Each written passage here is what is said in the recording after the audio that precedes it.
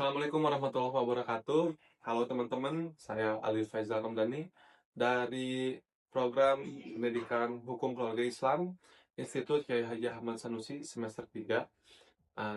Saya kali ini akan membahas tentang siasah maliyah, yang dimana pembahasan ini dalam rangka memenuhi tugas dari mata kuliah fikih siasah yang dibimbing langsung oleh Bapak Imam Zaki Fuad. Ya, teman-teman, kita akan langsung masuk kepada pembahasannya, di mana siasah maliyah ini secara bahasa berarti siasah itu mengatur atau suatu tata kelola atau suatu sistem, sedangkan maliyah itu secara bahasa yaitu hal-hal yang berkaitan dengan benda bernilai dan itu bisa dimiliki. Maka dalam konteks ini maliyah ini adalah berkaitan dengan harta.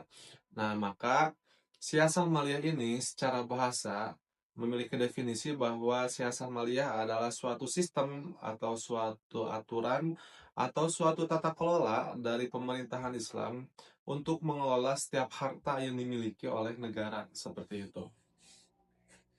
Nah, adapun selanjutnya kita akan coba gali tentang dari mana pemerintahan Islam ini bisa mendapatkan pemasukan gitu sebagai uang kas negara.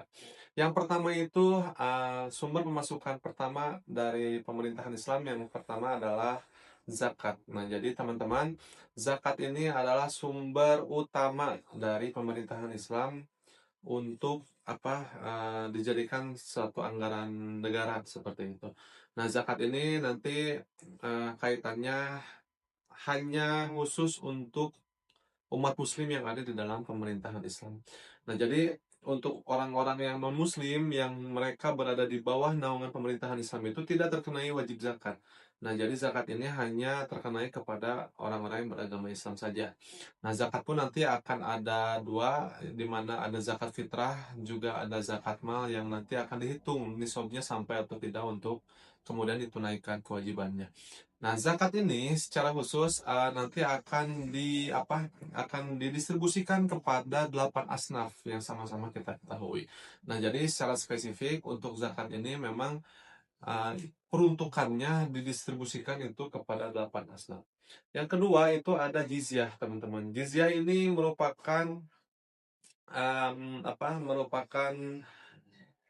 pajak, kita bisa sebut juga sebagai pajak, yang dimana pajak ini diambil oleh pemerintahan Islam kepada orang-orang yang non-muslim. Nah, jadi untuk orang-orang yang non-muslim, karena mereka tidak terkena zakat, maka mereka terkena jizyah.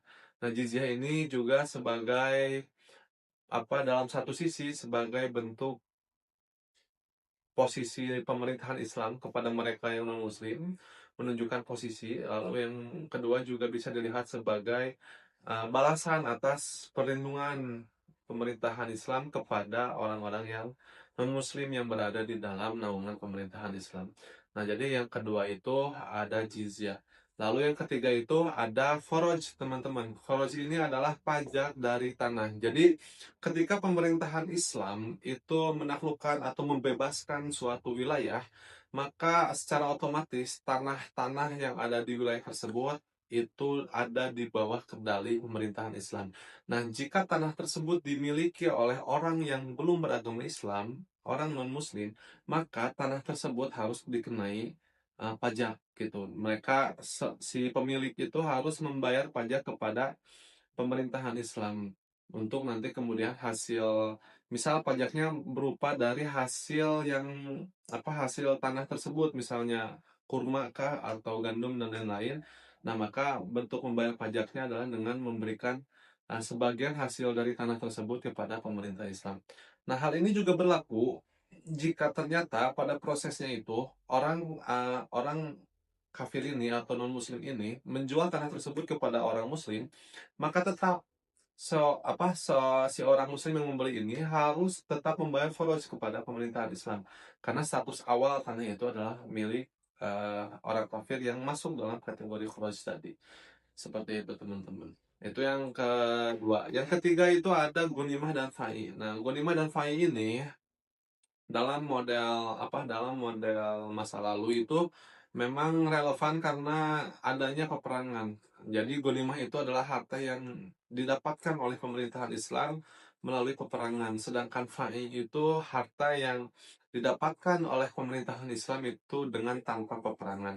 Nah, jadi secara pembagian itu ghanimah dan fai itu memiliki kemiripan karena fai secara spesifik tidak ada disebutkan dalam Al-Quran, maka pada era Umar bin Khattab itu disandarkanlah pembagian fai itu kepada eh, nas yang ghanimah gitu. Jadi eh, karena ghanimah secara khusus disampaikan di dalam Al-Quran, maka fai pun disandarkan pada hal tersebut. Itu yang ketiga. Yang selanjutnya ada juga usyur. Nah, kalau usyur ini merupakan suatu model yang dimana ini pertama kali ada itu di era Umar bin Khattab. Nah, jadi latar belakang diadakannya usyur ini ketika Umar bin Khattab melihat di lapangan itu pedagang-pedagang muslim ketika masuk ke wilayah yang bukan wilayah muslim, mereka dikenai semacam biaya itu untuk barang-barang yang dibawanya, barang dagangan yang dibawanya.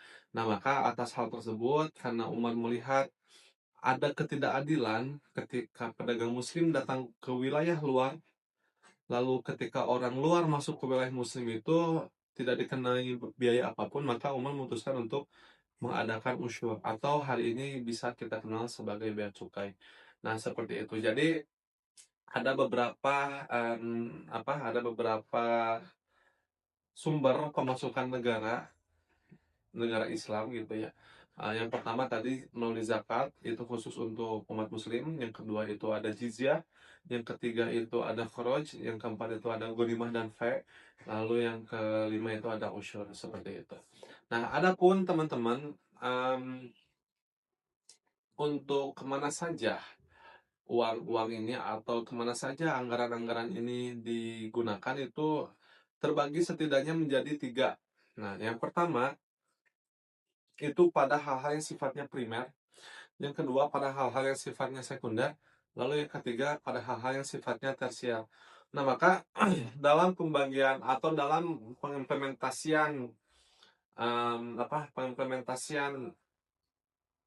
perguliran anggaran ini tidak serta merta secara barbar atau tidak teratur gitu. Jadi selalu di dalam Islam itu dilihat dilihat urgensi gitu, urgensi. Jadi mana yang harus didahulukan, mana yang harus dinanti gitu untuk pengeluarannya. Nah, jadi yang pertama itu ada daruriyat atau primer, teman-teman. Hal ini yang berkaitan dengan makosid syariah. Jadi untuk hal-hal yang berkaitan dengan makosid syariah, maka itu adalah hal-hal yang sifatnya primer dan negara harus ada di dalam dimensi tersebut untuk mengamankan hal-hal yang tadi berkaitan dengan makosid syariah. Nah, lalu nanti setelah itu selesai, maka bisa maju kepada hal-hal yang sifatnya sekunder. Setelah nanti yang sekunder juga sudah terpenuhi, barulah tersier. Jadi secara prinsip tidak diperbolehkan kita memenuhi kebutuhan tersier dulu, sedangkan kebutuhan primer dan sekundernya belum terpenuhi oleh negara. Contoh misalnya di tengah masih banyaknya umat yang membutuhkan suntikan dana misalnya atau umat yang kelaparan, nah negara itu tidak boleh mendahulukan hal-hal yang kaitannya dengan infrastruktur misalnya gitu, karena hal-hal itu masih masuk dalam kategori tersier. Nah, jadi yang secara fundamental itu dan paling penting di dalam di dalam pengguliran anggaran tersebut tadi dinilai dari urgensinya. Yang mana itu primer, di mana itu sekunder, dan di mana itu tersier. Ya, mungkin itu saja teman-teman yang bisa saya bahas. Kesimpulannya bahwa di dalam pemerintahan Islam juga kita bisa melihat bagaimana Islam itu memang secara komprehensif mengatur setiap aspek kehidupan manusia. bukan hanya hal-hal yang berkaitan dengan ibadah, tetapi juga mengatur hal-hal yang berkaitan dengan tata kelola kehidupan manusia, mulai dari hal yang paling kecil sampai hal yang paling besar gitu ya. Jadi mulai dari diri sampai bernegara itu ternyata Allah sediakan semua model dan metodenya di dalam Islam. Mungkin itu saja yang bisa saya sampaikan. Terima kasih. Assalamualaikum warahmatullahi wabarakatuh.